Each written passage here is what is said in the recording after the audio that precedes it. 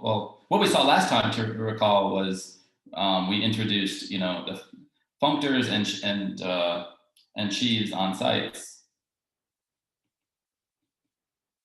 And today we're going to sort of go over here and discuss groupoids and prestacks. But I would like to kind of give a review of what we covered last time. And partly because the first two lectures were a lot of motivation. I was trying to motivate sort of the approach that we're taking in the class. And I was hinting at a lot of concepts that we're going to use, such as descent and art approximation and the functorial perspective. But I'm not going to develop those systematically in the course, and rather point to other references where you can learn about that. But the two things I did introduce formally and that they're important what was the definition of a site and the concept of pre-sheaves and sheaves on that site. So let me recall this definition. So a site, has the data of, first and foremost, there's a category, which we'll denote as S, and then you have, for each object in this category, you have a set of coverings.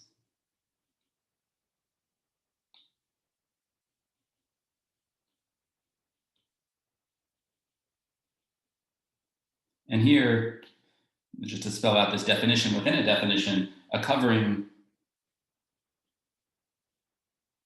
of U is a set of maps, which you read as UI to U, indexed by some set I. And usually, I mean, this is the definition. Usually, a covering, this should be surjective in some sense, but yeah. So covering of U is just a set of maps, and then we impose conditions. There was 3 axioms that we require. One is that the identity map is a cover. 2 is that covers pull back.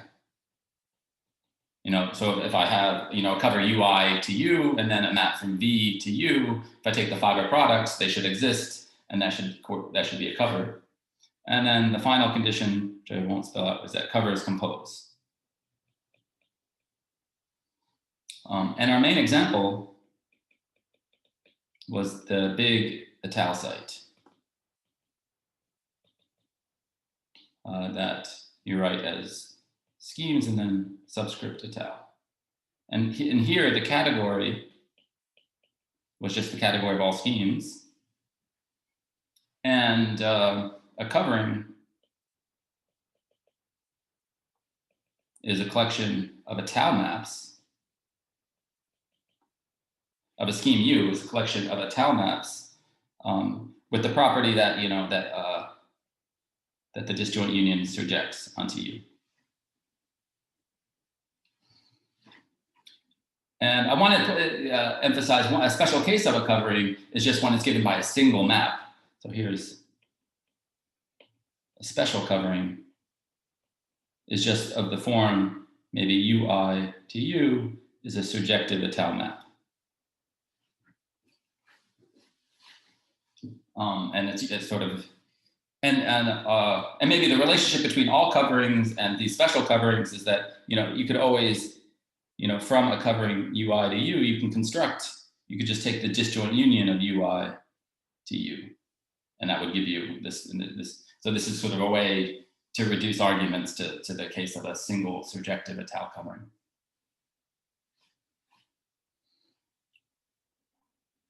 Okay, so that's a site, and this is our main example. And then we had also defined a pre-sheaf, and a pre-sheaf is just a contravariant functor. Say F from the category S to sets.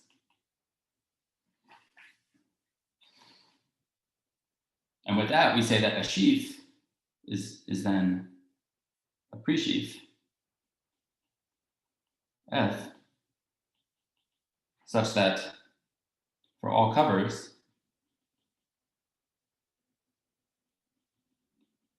that if you take sections on U should just be obtained by sections on UI via gluing.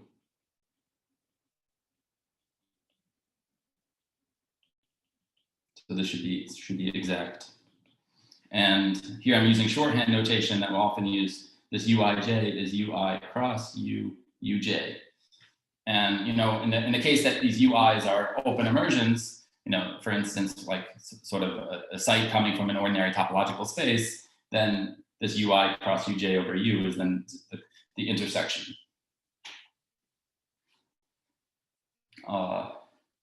And to check something as a sheaf, you can often reduce via this to these special coverings.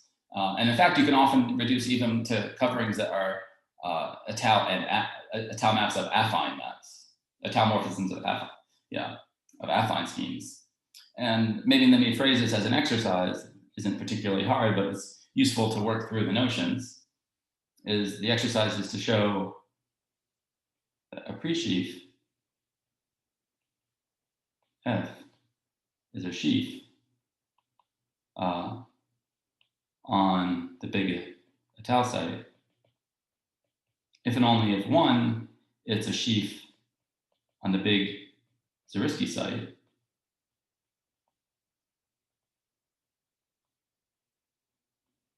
Meaning everything glues with respect to open immersions.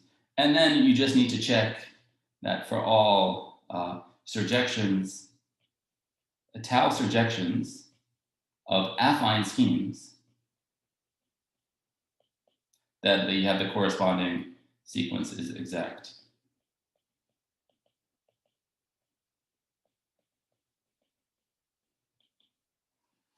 And note that, like that if you were to go from like an arbitrary covering on this left-hand side to the special covering, then these fiber products, this like UI cross UI over U, includes all of the pairwise fiber products UI and Uj over U.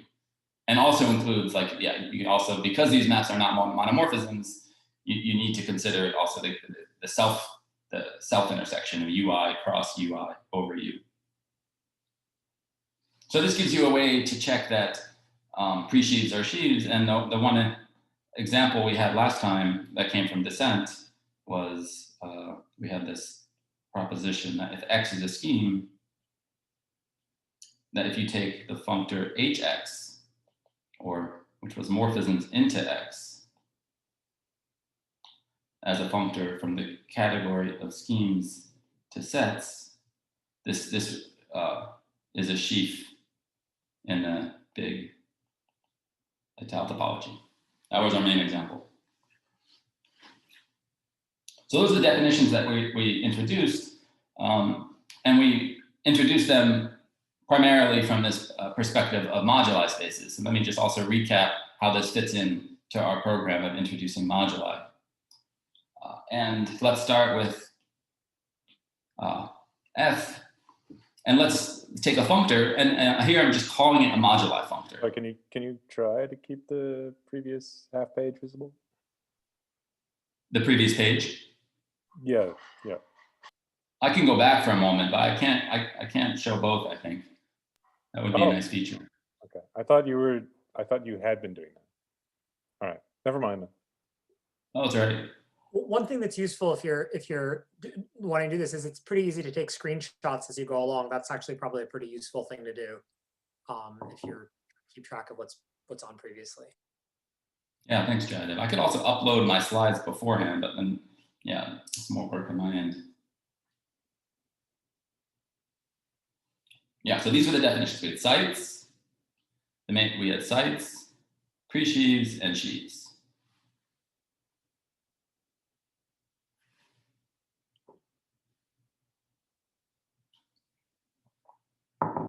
Okay, and now I want to explain this, how this fits into the moduli perspective. And here I'm going to take a functor, and I'm just going to call it a moduli functor. And when I use this terminology, moduli functor, all it means is it's sort of informal terminology to mean functor plus you're viewing sort of F of S, that sections over a scheme S as like families of objects over S.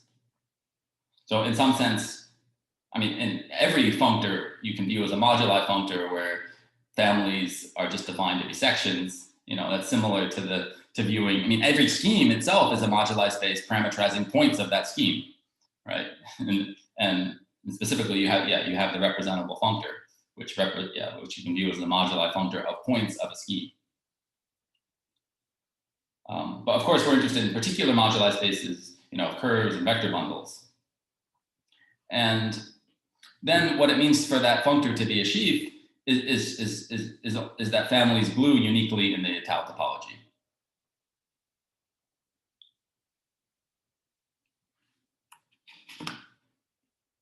And our main example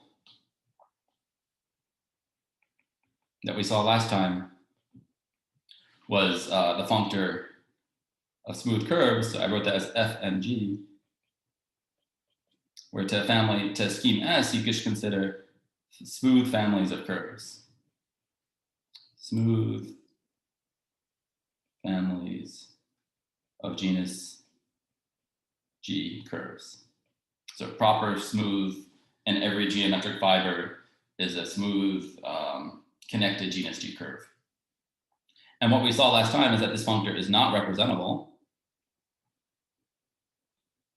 And actually, for a similar reason, it's also not a sheaf.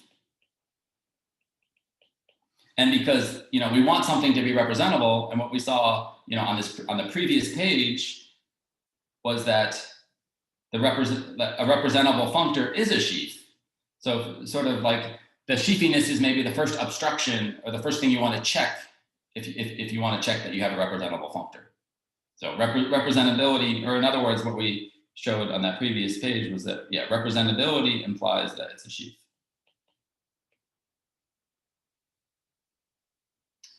Great. But maybe something I didn't emphasize as much last time is why, in the first place, do we care about representable functors? And let's just suppose, for this discussion, let's just suppose that there exists some scheme M representing this functor FMG. We know there doesn't, but let's just suppose, you know, in this hypothetical world, parallel universe, if it does exist, let's try to say, yeah, what does it give us? And so first of all, what it means is that you have this natural bijection for any scheme S between maps into M and families of curves over S. And so like the argument in Yoneda's lemma, if you take S to be equal to M, then you have the identity morphism on M, and this corresponds to a family of curves over M, which we call the universal family. And so if, yeah, FMG was representable, we would have this universal family, and this is what I tried to draw in the bottom here. So here, this is U, this is M, and M we're thinking of as a moduli space, so points correspond to isomorphism classes of curves. So for instance, C here is a point corresponding to a curve, and then under this universal family, the fiber of that point is the curve C itself. And moreover, sort of being a universal family implies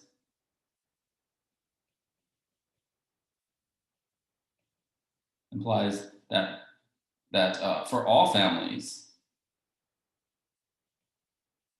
say C over S, so if you have an arbitrary family of curves over some scheme, if you take a point here, you know that the fiber is a curve.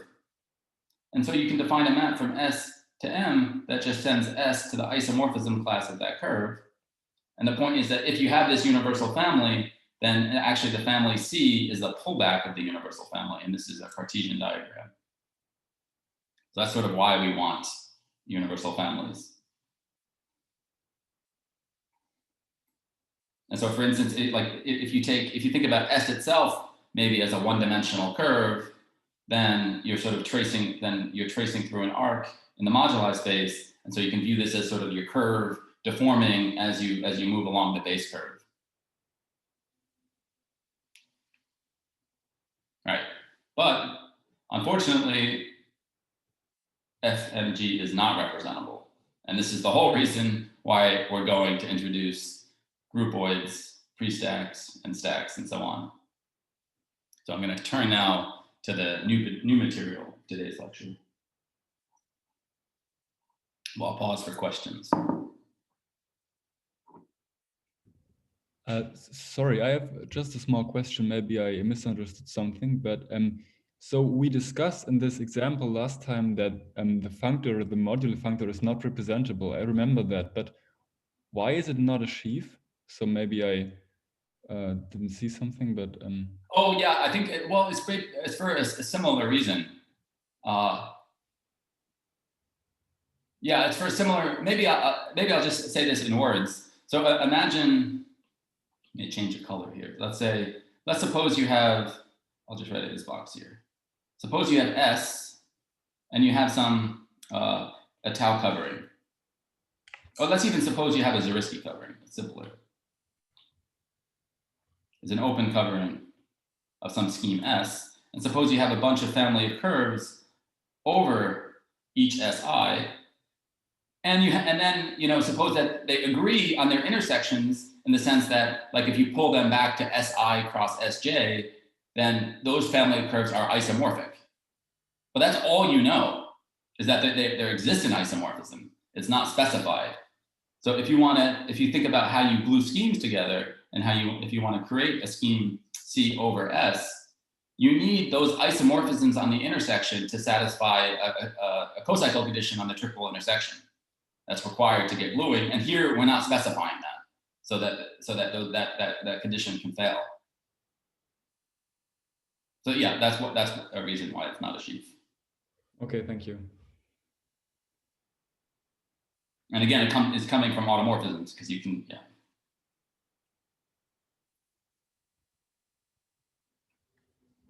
Right. So yeah, today we're going to discuss groupoids first of all. So this is first section. And I'm trying to create some sort of balance between, what I write live and what is already written. So hope you bear with me. So yeah, a groupoid is just a category where every morphism is an isomorphism. Yeah, that's all it is. So let's turn to examples. And the first example is going to be MG of C. And this will be the category where an object equals a smooth, connected, projective curve over C of genus G. And then in this category, we declare morphism between these two complex curves, C and C prime, to simply be an isomorphism in the category of schemes over C from C to C prime. So it's a groupoid by definition. We're declaring morphisms to be invertible. And in our second example, it's sort of, I want to view every set as a groupoid. So if sigma here is a set, we define the category C sigma as the category where objects are elements, X and sigma, and you only have the identity maps. So in this way, you can view every set as a groupoid. And then what I've written here is I've tried to highlight that, morphisms, first of all, morphisms of groupoids are just going to be functors of categories, and equivalences of groupoids, or like isomorphisms of groupoids, are going to correspond to equivalences of categories.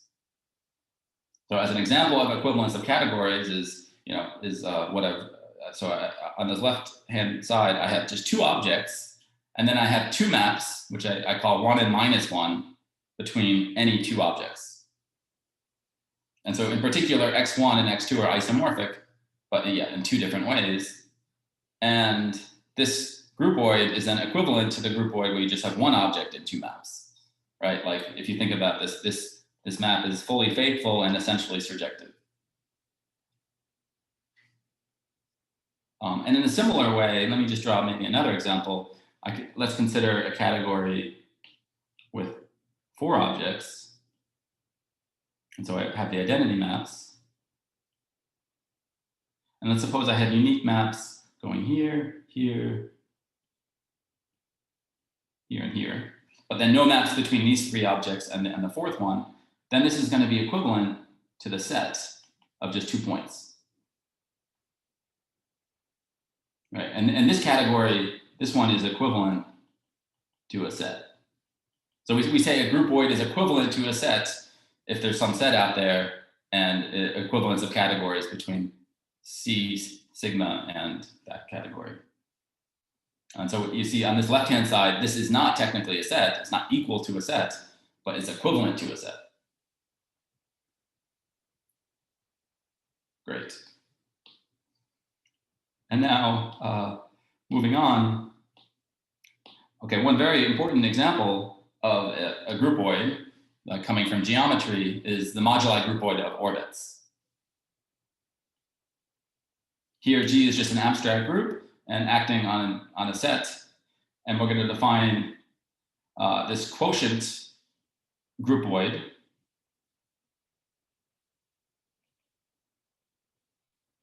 as a category where objects are, again, elements,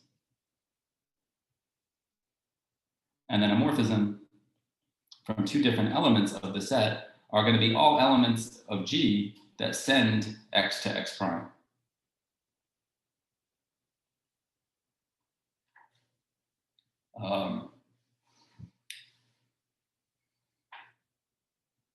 And so this you can just check as a groupoid, and maybe as an exercise, show that this is equivalent to a set. Equivalent to a set if and only if the action is free. It's useful to play around with the concepts. All right, and now we turn to a really important special case of this, which is the classifying stack. And this is the special case where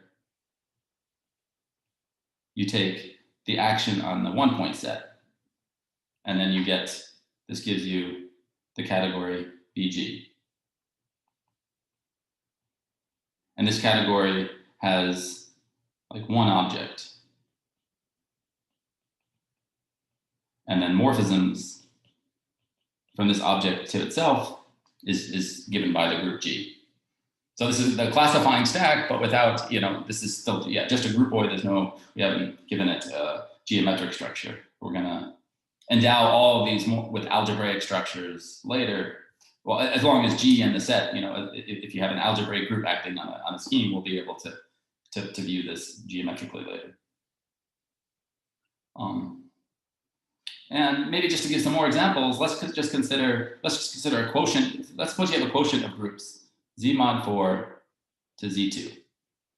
So in this way, you can view Z4 acting on Z2 via this group homomorphism, and then this groupoid.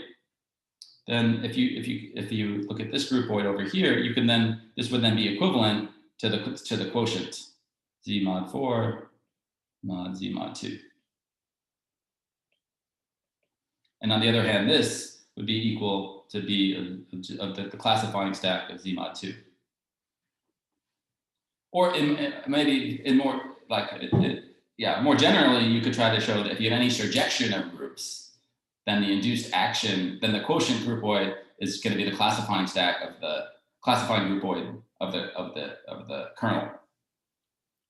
On the left there, Jared, is that Z mod 2 mod Z mod 4? Or Z? Oh, yes. Yeah. Yes, I wrote it the wrong way. Thank you, Hannah. Yeah. Yeah, here. Yeah. Oh, yeah. That. Would you say you got it right up to a Z mod 2 equivalence? Sorry, just couldn't help it. Oh, yeah, great, thanks. And yeah, and as the last example, and this one appears in representation stability. It's kind of interesting. Is if you take, let's let FB be the category of finite sets, where morphisms are bijections. So this is also a groupoid. And if you think about what this is, this should be the disjoint union over all positive or non-negative integers of the classifying stacks of the symmetric group.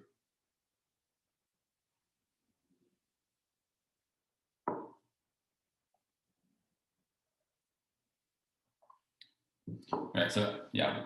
So even before we get to presets, I really think it's nice to think about groupoids geometrically, and other constructions of prestacks are maybe most easily viewed in the first case, in the case of groupoids. So for instance, for fiber products, I think before we jump to fiber products of prestacks, well, okay, I haven't defined prestacks yet, but I think this is the simpler case to consider first. So let's spell out what fiber products of groupoids are. So let's suppose we have a diagram of groupoids, and F and G are functors of groupoids. And we're going to define a category, which should be the fiber product, as follows. So objects should be triples, C, D prime, alpha, where C should be an element of C, D prime should be an object of D prime, and then alpha should specify an isomorphism between F of C and G of D prime. This is different. This is an added level of complexity to fiber products of sets or schemes where you're just parameterizing elements C and D prime that agree in D. But now, since these are categories, we shouldn't say agree. We should say isomorphic, and then we should include that isomorphism as part of the data. And then to spell out what morphisms are, so a morphism from say C1, D1 prime, alpha 1 to C2, D2 prime, alpha 2 should then be the collection. First, you should have an isomorphism from C1 to C2. Let's call that beta.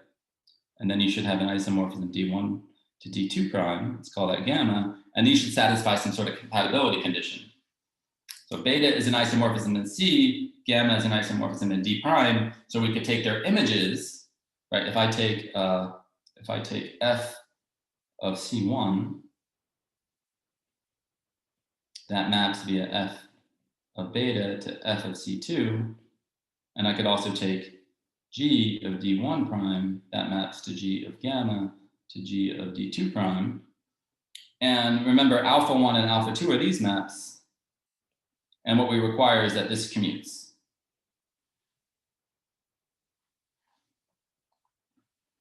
So this constructs a category here, and it fits in this diagram as follows. You have C cross D, D prime, and you have projection morphisms, P2 to P1, which are clearly definable at least. And in this case, I would urge you to try to think about what is the universal property.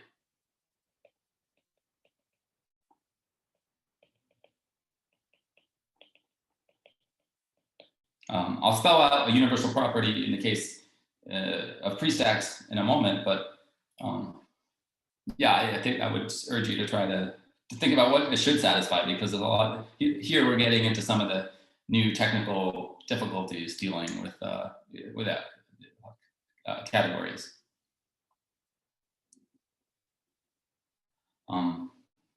Right, and then if you do have this as a fiber product, you'd want to say that this is a Cartesian diagram. So let's think about some examples. Maybe the first example I like is taking BG. So the classifying groupoid of an abstract group. And then you have these morphisms from a point, right? This is just, we're viewing this just as the category with one object and one morphism. And the fiber product, well, actually, if you look at the definition, you know, an object should be an element here, there's no choice. An element here, there's no choice. And then the choice comes to an isomorphism, which is just an element of G. And if you work it out, that's exactly what the fiber product is. So this is an example of a fiber product. And maybe as another example, let's consider let's take a group G acting on a set sigma, and let's take an element of sigma. And so, yeah, and there's two notions here. You have the orbit Gx, and then the stabilizer G little x. And there's a morphism from the classifying stack of the stabilizer into sigma mod G, right? Where this just sends the unique point to X and morphisms, yeah, to morphisms. And if I take the projection from sigma to here, what is the fiber product? And maybe as like an exercise, I would encourage you to try to check that it's actually the orbit.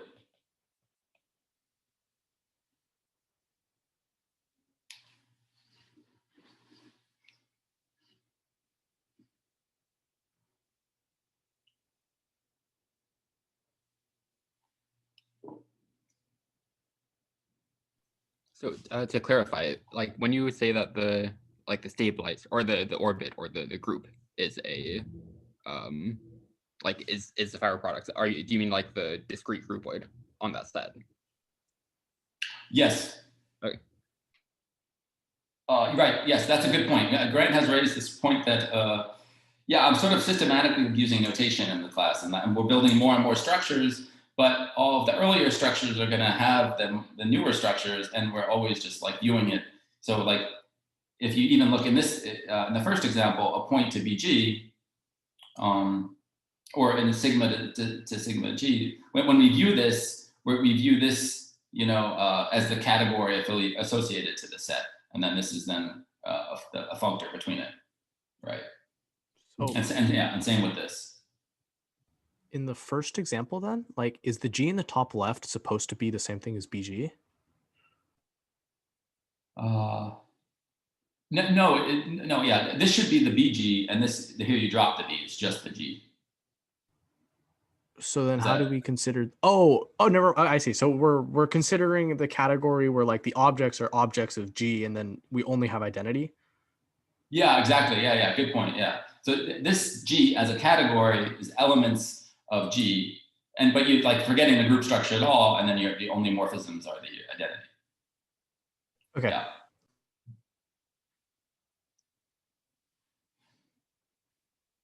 Other questions? Yes. Is what you define the fiber product in the category of groupoids? Yeah, that's the question. That's the exercise for you, is to work out the notion of a fiber category in the category of groupoids and show that it satisfies it. Yeah, you can here. I don't want it. Yeah, you can formulate what it means to be a fiber product in the two category of groupoids, but I'm not. Yeah, I'm avoiding that. Oh, it's an exercise. Yeah. Okay. But we'll approach this again later when we discuss prestacks. Right. So here we go. But I'd like to first start with some motivation for prestacks quickly. And to begin with, let's just recall what is required in specifying a moduli functor. Right. To specify a moduli functor, you need to specify families of objects over any scheme. And then you specify when two objects are isomorphic and how families pull back. So the main difference here between a moduli functor and a moduli prestack is just changing the when to how. That's the only difference. So we now don't want to know, like, we don't want to just give an equivalence relation on families. We want to remember the equivalences.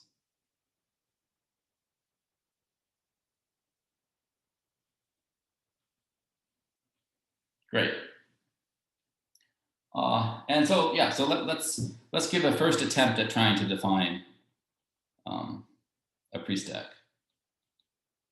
And so maybe the most natural thing to do is just to consider maps or assignments from the category of schemes to groupoids rather than to sets. Now let's call this map F.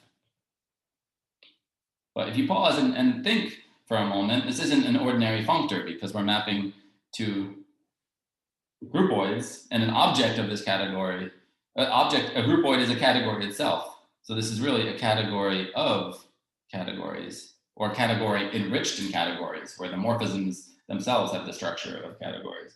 And so this is a notion of a two category. And again, I don't want to really dwell with two categorical issues. But yeah, so but nevertheless, if you had such an assignment, you can think about what does it entail.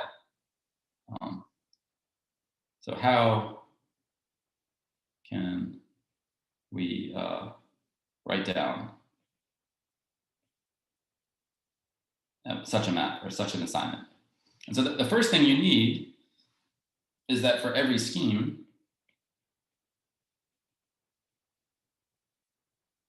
S, you should have a groupoid, FS. And then, like functors, we should have pullback maps.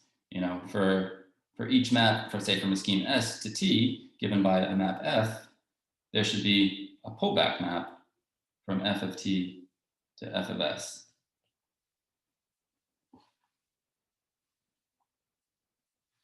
And then usually with functors, you acquire a condition on a composition of morphisms. So if we have S to T to U, this is F and G, you can consider what happens if you pull back first along G and then compose with the pullback of F.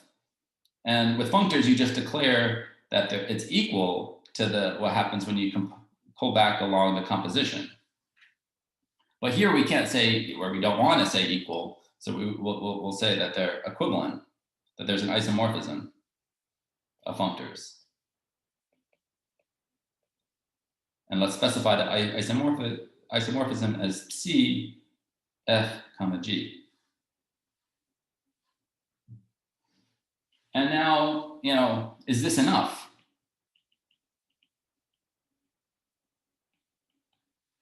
Well, no, because of some categorical issues. Right now, there should be a compatibility condition on these maps for triple compositions. But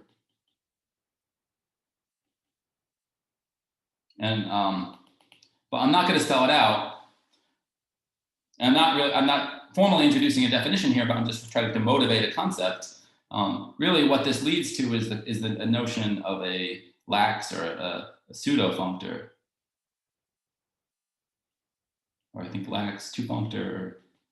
But I did want to point out that already. This kind of seems kind of complicated to describe a new geometric object this way, where you have to give groupoids, you have to give pullback maps, you have to give compatibilities, and then you're carrying around all these isomorphisms with you as part of the data. And this is just to describe a single object. Now, if you want to describe a morphism between them, you'd have to, everything would be sort of formulated in terms of these isomorphisms, and you can see it gets kind of nasty. You can work with this category, and it is a conceptual way to think, but we're going to actually, instead take a different approach. So actually, instead, what we'll do, introduce formally on the next page, but here still as motivation. Instead, what we do is we build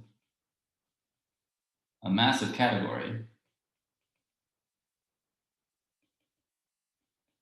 X with all of this data. So here X is going to be a category, and it's going to live over the category of schemes. And an object of this category, in the setup where an object should correspond to like a scheme S and an object. So this S is a scheme. This A here is an element, let's say, of F of S. And then this object lives over the scheme S. And we're going to formulate things in this way. So rather than considering these assignments, essentially what we're doing, you could think that we're building X as this union over all schemes of these fibered, of these groupoids FS. That's the way, the way we think of it. But yeah, and so this is the way we'll define a prestack. Okay. I'm going to pause for questions and then move to the next slide.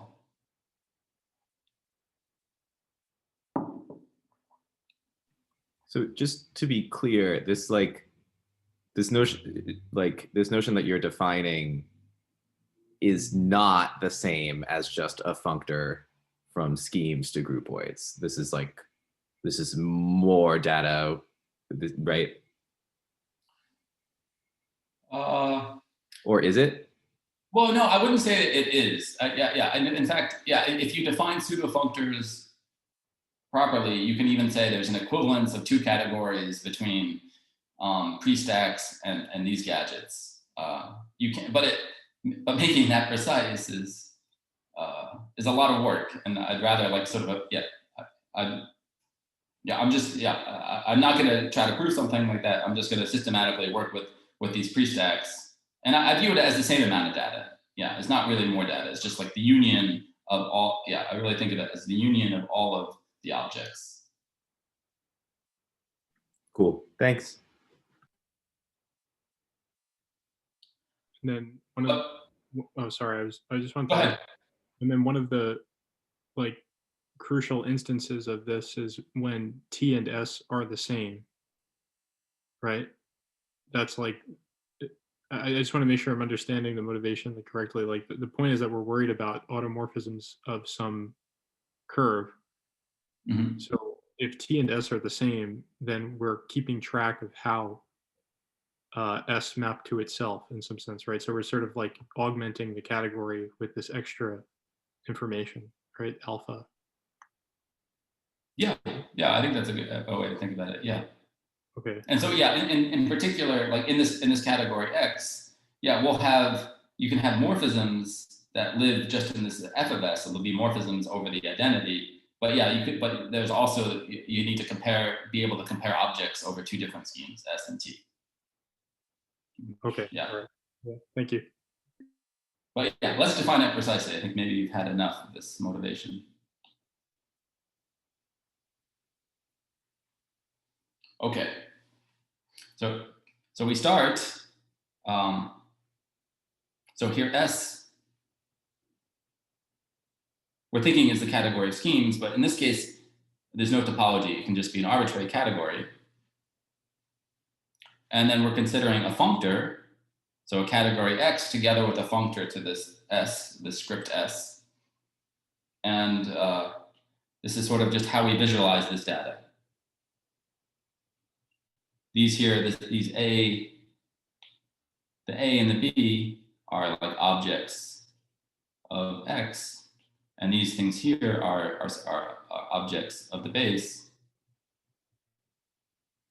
And then we say, for instance, that we say that A is over S, and that the morphism alpha is over the morphism F because it projects under P to that.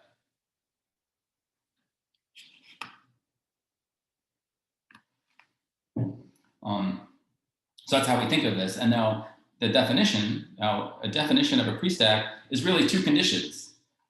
It's one, that pullbacks exist, meaning that for any diagram over here, so in other words, like if you have a morphism from S to T and an object B over T, the conclusion is that there exists a map A to B over S to T. And these pullbacks need to satisfy a universal property. I mean, it's sort of like a fiber product, but since it's a little more general since we're over an arbitrary base. So the way we formulate it is to say that for any, this is down in this picture here, is that we're saying this is the universal property for B being a pullback of C. And the condition is that for any other object A over some object R, that and a map to C, then there exists a unique map here in this dotted map.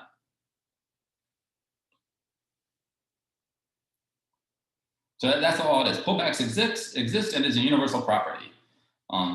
In fact, if you think about what this condition 2 is saying, it's actually saying a little bit more. It's also saying that every arrow in X is a pullback. So it's not, So it's in a different language. I mean, you say that a morphism B to C satisfying this property is Cartesian, and then and then we're requiring that every arrow in the category is Cartesian. There's this intermediate notion that I won't introduce of just a fiber category, which is but I don't think I don't think it's relevant really to think about it at first. So here we just have a prestack. Pullbacks exist. Every arrow is a pullback, and you have a universal property. That's the definition. And maybe to highlight, I was sort of in the motivation sections in the first 2 lectures, I was emphasizing this perspective that a lot of the background material can be sort of black boxed. You can just package results of descent or an approximation. But the formalism of prestacks is absolutely necessary if you want to go further in this class and work with stacks. It's like developing scheme theory and not being able to really work with sheaves. These are like the fundamental gadgets that we'll be studying, and I would urge you to just start to play around with them, work out fiber products, and do some exercises. Anyway, okay, that's the definition. But I have a couple remarks I want to make. First is that this sort of is a warning: is that this is not standard terminology, unfortunately. I would argue that it should be, but these are usually called categories, fibered, and groupoids, which is sort of a mouthful, both to say and write. So I'll use the prestack terminology. Jarod, And unfortunately, the term prestacks do appear in the literature. Actually, they're defined in Olson's book as well as Vistali's notes, and they mean something else. There's actually an additional axiom where it's one of the stack axioms for morphisms is imposed.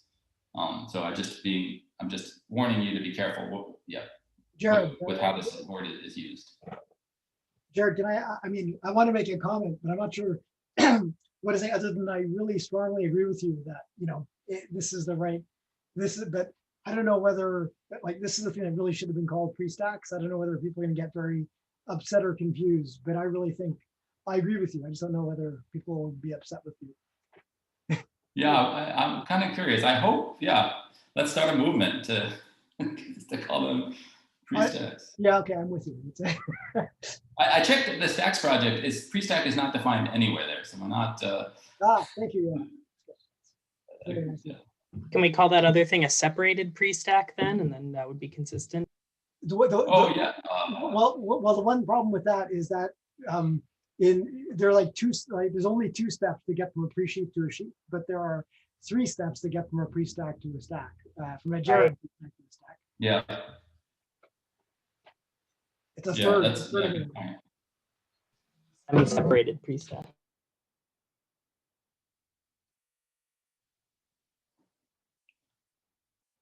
So, the other thing I want to point out is sort of this abuse of notation. that is often comes along. That first, that we often only write x, not the functor from x to s. So for instance, when defining prestacks, we often just write what the objects of x are. It's usually completely clear what the projection functor p is, but we just drop it from the notation. And we often, when defining prestacks, we often don't spell out the composition law, even though that's an important part of the data.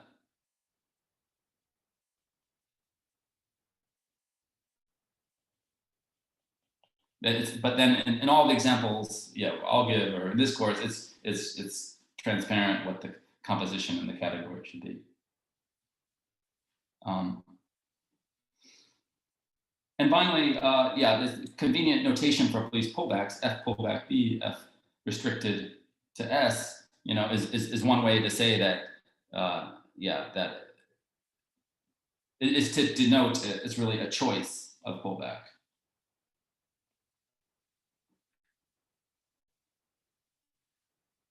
So I really want that that arrow in the universal property to be unique. That's correct? Yes, it's unique. Yeah. And I so you're kind of abusing notation and writing these vertical arrows as if they were morphisms, even though it's just mapping an object down with the functor. Yeah. And that's a nice picture. But if I was going to imitate the picture of a pullback, then I wouldn't have A sitting over R. So I would just have A mapping down to S. So is that necessary? Why is that necessary? Well, that's sort of the condition. But if you drop if you just had A, what do you mean in that from A to S? Yeah.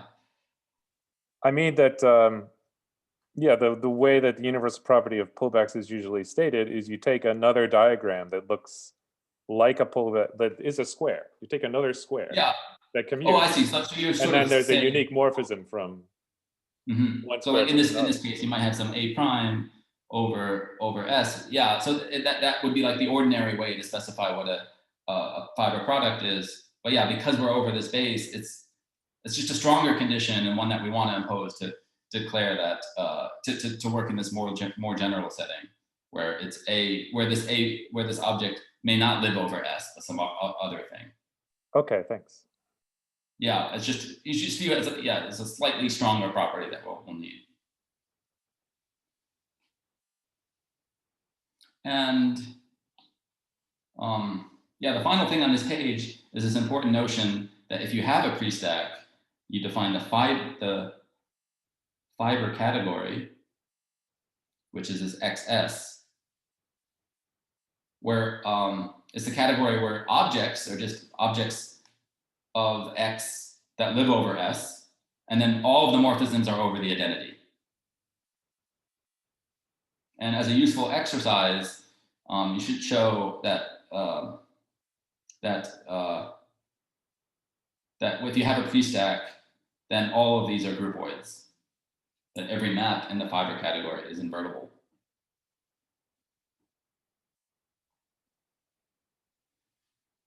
All right, but let's turn to examples because I think that's really the way you really immerse yourself in the material. So now I'm a sequence of examples, and I'm going to first start, by showing how pre-sheaves can be viewed as prestacks. In all of these examples, we're going to take S to be the category of adjusted schemes. So we have, suppose you have a pre-sheaf F, and we're going to build a category XF as follows. Objects are just pairs, where S is a scheme, and A is an element of F of S. Kind of like what we had before. And then a morphism between these pairs is going to be a morphism of schemes such that A is the pullback of B. And so what this gives us is we have XF, and here the projection to schemes is, it just sends a pair to the scheme. And so, this is the construction of the prestack affiliated to pre-sheaf. And we often conflate F and XF, like we've been doing with every other object, right? If I have a pre-sheaf and it's mapping to a prestack, then you have to view that pre-sheaf as a prestack itself.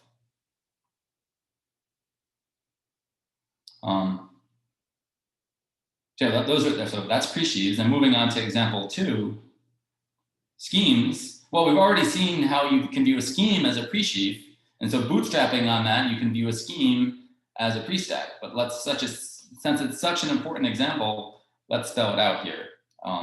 So X, let's let X be a scheme. And so you build the category, you build X, the category X, with respect to the scheme X. And an object is just a map from a scheme S to X, where S is not fixed. It's maps from all schemes to X. And then a morphism, say from S to X, T to X, is going to be the data of a morphism from S to T over X, such so that this diagram commutes. And then, so this gives us a prestack over the category of schemes. Again, where this gets mapped to S. Sorry, don't we only want to include isomorphisms here for our definition of prestack? Well, yeah, but this is, yeah, right. Yeah, right. But here we're varying S and T. So yeah, so it's not true that all morphisms in the category are isomorphisms. But if you think about what are morphisms over the identity in this category, well, the morphisms over the identity, so the map from S to T must be the identity. Like, so in other words, yeah, it's. Oh yeah, I see. I think right, like in this projection functor here, this is a morphism in the category X, and it projects to the map S to T. Yeah, so the only morphisms over the identity are the identity, so to speak. So would it be correct here to say that you're making a sheaf as a category fibered in sets? Yes. Exactly correct. Yeah. You can view a pre-sheaf. That's a good way to view it. You can view a pre-sheaf as a category fibered in sets. People, yeah. There's also this notion of setoids, which might be like a groupoid equivalent to a sets, yeah, that's a good way to view it.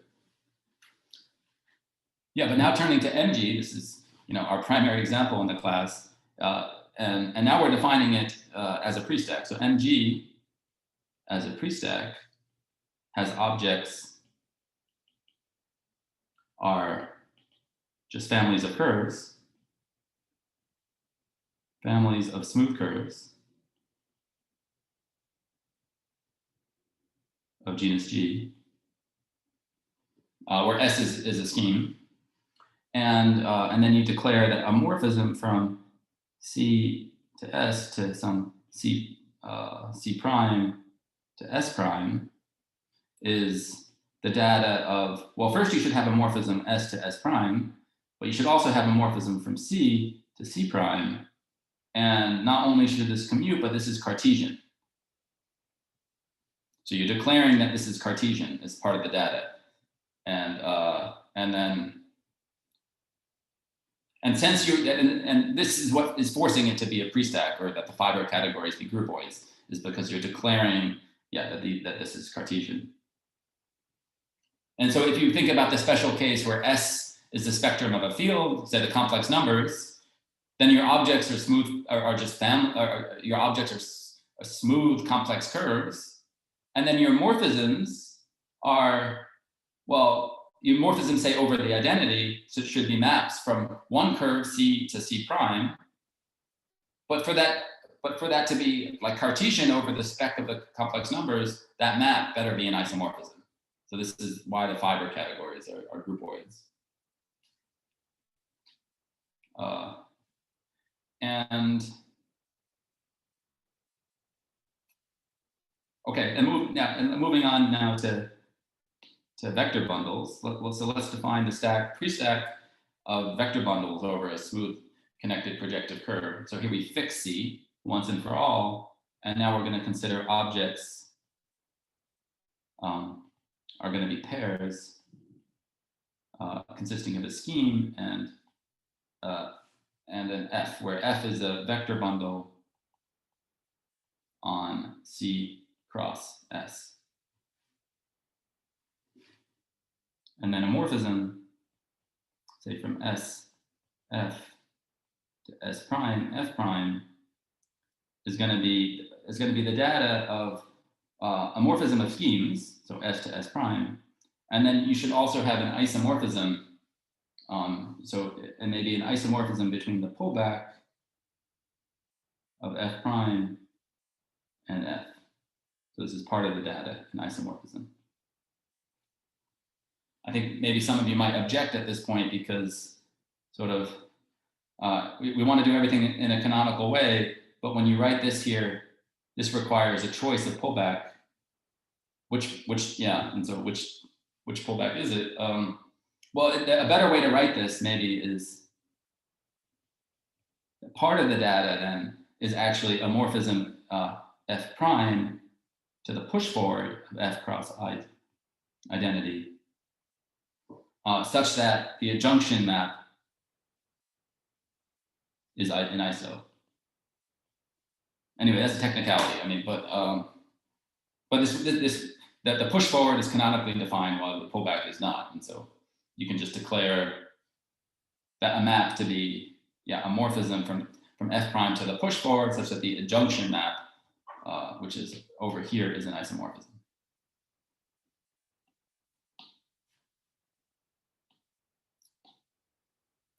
So there was a choice of pullback in your example 4, but not in example 3. Could you just say you're saying like, could you just explain that a little more? Well, yeah, I guess in example 3, I'm not, so I'm declaring what a morphism is between two families of curves. And so I haven't made a choice of a pullback of C prime to S. I'm just declaring it a map to be a morphism, such that the corresponding square is both commutative and Cartesian. Does that help? I think so. So it's so long as that square satisfies some universal property about maps to the two other things, then, but like, is it the same as, like, could I think of it as, well, there is something that I could define to be the pullback, and then you gave me an isomorphism of the C with the pullback along that thing, or? No, yeah, that's exactly right, Hannah. Yeah, you could also do it that way. Like if you wanted to make a choice of the pullback of C prime to S, then the data would be like an isomorphism then of C with this chosen choice of pullback. So yeah, that's the way, a good way to think of it. But yeah, but when you write things down formally, you often want to avoid choices. Thanks. And as our final example, I want to define the quotient prestack. And so here, okay.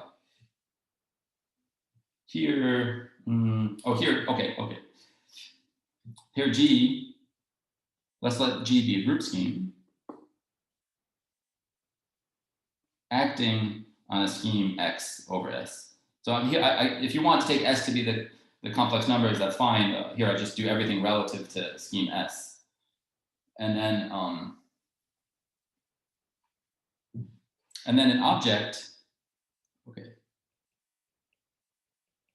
oh yeah, an object then is going to be, an object of this category is just going to be a map from T to X. And so this is actually going to live over the relative site, schemes over S. So this is a map over S. Everything is over S. And then a morphism from T to X to say T prime to X. Well, what should this be? Well, there's two different maps here. I can I should have well, the first thing I should have is a morphism T to T prime. But then I can compare these two compositions. I have, on one hand, I have T to T prime to X, and I also have just T to X. And I want to say that these maps are equal, so that part of the data is also an element G of G of T that sends one to the other. Okay, this is a lot to unpackage here. So first, I'm working in the category of schemes, and I've used the notion of a group scheme and an action of group scheme. So if you're unfamiliar with that, I urge you to look it up. And I'm also viewing this sort of functorially. From the functorial perspective, a group scheme is just a functor that factors through groups, like with a choice of factorization through groups. And so here, so in other words here, yeah, G of T acts on X of T. And then, so then a morphism then is sort of like what we could consider in the moduli groupoid of orbits. A morphism is then the data of an element functorially that sends one morphism to the other. That's all it is. So I'm going slower than I thought I would have, but I think that's good because material is really important. I guess I want to, I'll present one more slide. I won't cover everything I plan to. So I do want to talk about morphisms of prestacks, and then we'll probably call it a day. Would you mind saying in words what the set of morphisms are on the previous slide? In words, yeah, right. So a morphism from a map T to X to a map T prime to X is the data of a map from T to T prime, and then an element of an element G of G of T. In other words, a map from T to G, which takes like one of the composition to the other one. Yeah, so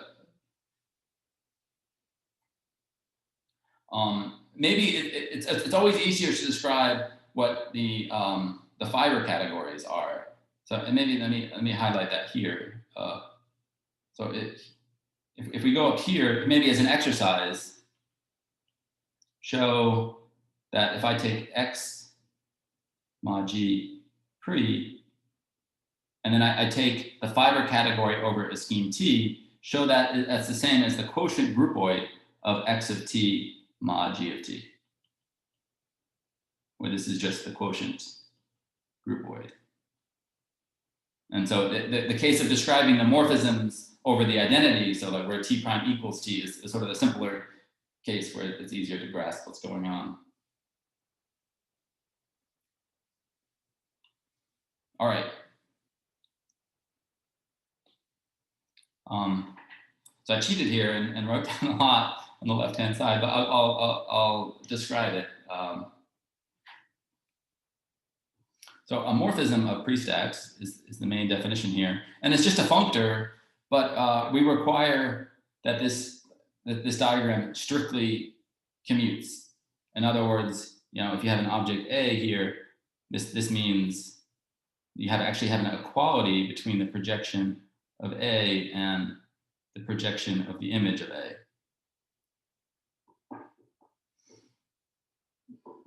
And so I know we're told and taught not to use equals, but here we do.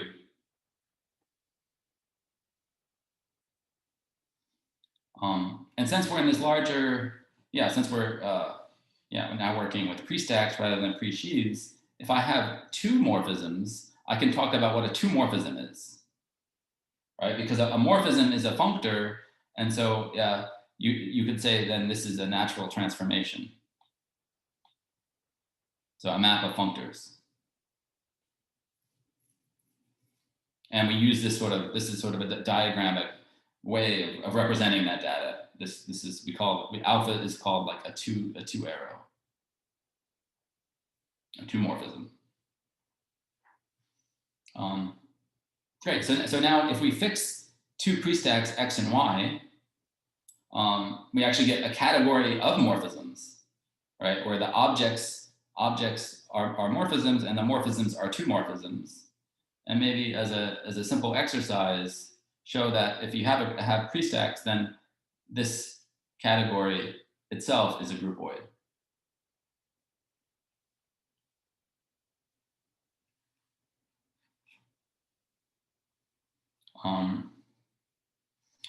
And due to this extra two-level structure that we're dealing with, we also need to change our notion of commutativity, because like if you look at this picture here, you can compose in two different ways. And so you have these two functors, like two different maps from this to here, and we don't always want to declare that they're equal. So we say that a diagram is two commutative if there is a two isomorphism between their compositions.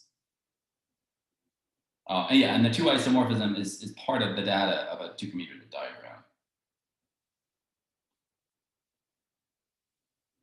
And then finally, an isomorphism is simply a map with an inverse. And you can, and maybe as another kind of exercise to play around with the notions, show that X to Y is an iso if and only if all the maps on the fiber categories are isos.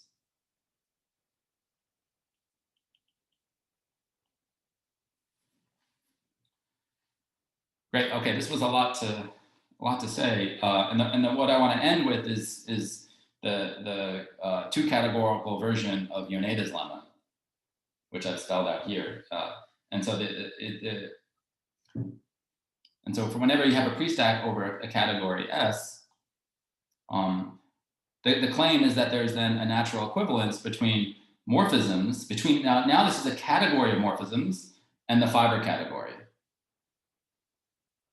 So the claim is that this is equivalence of categories. And I don't have that much time, but I at least want to point out how these maps are defined. So first, remark here that if you have a map from S to X, this is a morphism of prestacks. So here you're viewing this as a prestack, viewing the scheme as a prestack. And so, so that's, what is that? What is involved in giving such a morphism? Well, a morphism of prestacks is a functor. So for what this means is that for every scheme T, we have the objects of S over T are all morphisms from T to S. So this is the map F over T. And this should map to X of T. And again, and so if you take T to be S, the identity of S lives here. And so this does map to F of S, identity of S, and this is an element of X of S. So what I've done is really just to describe this map. And I'll end with a quick discussion of a construction of the inverse. Let's construct the inverse. And let's just suppose we have an object, A and X, over S. And so what we do is for each, say map from T to S, say G, make a choice of a pullback, G pullback A. And then we define F, from S to X. Well, by defining we need to find ft from morphisms from t to s to x of t. And here we send a morphism G to the pullback, to the chosen pullback of A. Okay, but this is, okay, you also need to, also define it on morphisms. And the details are all yours. I can't write down there. Yeah, so I'll leave all the details to you. And I think it's, yeah, again, this is a case where it's better if you work it out yourself. And so next time I'll give a quick recap and then we'll move on to fiber products of prestacks. I'm gonna end the recording now and we can have a very quick, maybe 5-minute discussion.